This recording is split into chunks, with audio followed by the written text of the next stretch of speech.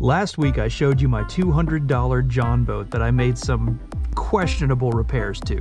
What I didn't tell you was at the end of my water test, my $60 Marketplace trolling motor died. 0 volts. I'm surprised I can actually reach on either side of this boat. I originally thought it was my junk battery, and after charging it sufficiently, I headed out to hit the water again. Which did not go as planned.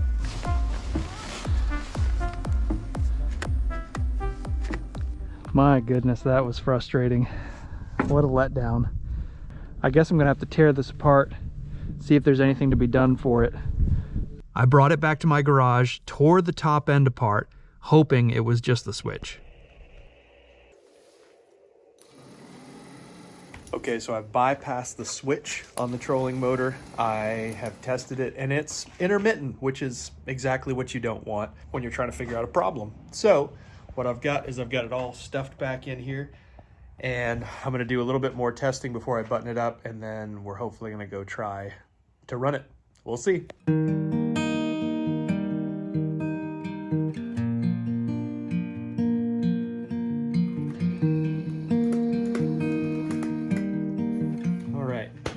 It was really tight down in here, way tighter than I thought. I had to smush the cables in, and I'm wondering if some vibration might have gotten into one of the cables or something. So I did fix one spot with electrical tape.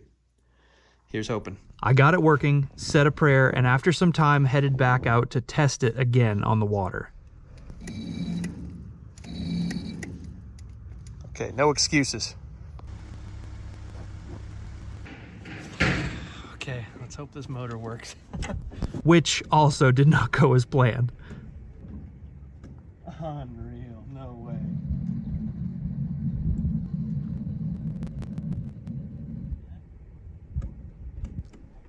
I pressed on and decided to try paddling the boat around the lake. So today, since this is not working, I'm just going to paddle this boat and see how manageable that is. I think there's a lure over here, so I'd love to get the first lure in this boat.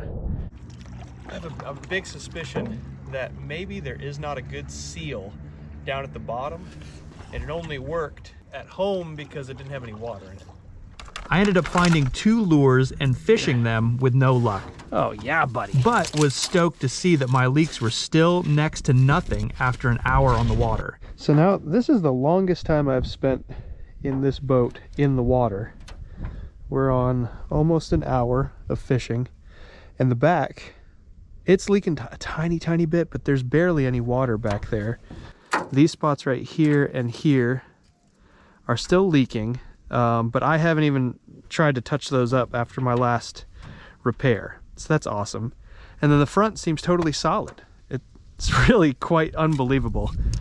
I need to revel in that a little bit instead of moping about the trolling motor. This made me definitely want to get the trolling motor figured out, because paddling this 14-foot by 48-inch boat was not easy. After some research, I found a seal kit online and got to work. Once I cracked it open, it was very apparent the seal was compromised.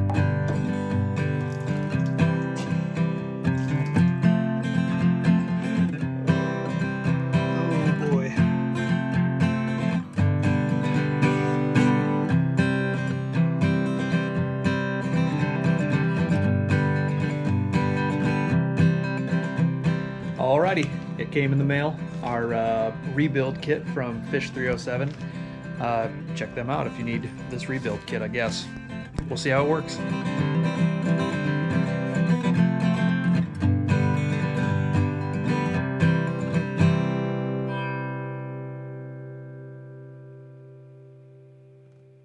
Okay, so we got it all back together. Hopefully I did it right. Never done this before, just watching YouTube videos to learn how to do it. So it's all back together. I've got it hooked up to my battery.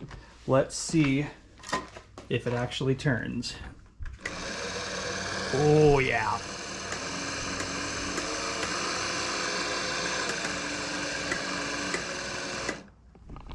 Fantastic. Oh, didn't try reverse.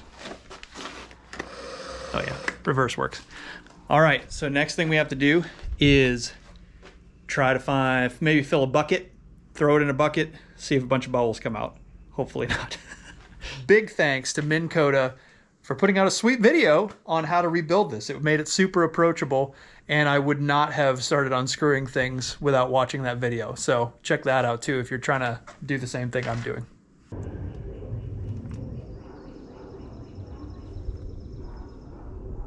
Well, that is a lot less bubbles than we had before. Oh yeah, buddy. I had my doubts that that was going to work. So now we just have to put it in the water and see if it actually will push a boat for a little while. We'll see. Once the bottom end was all put back together, I brought it out on the water again for the first successful test drive and find and fish.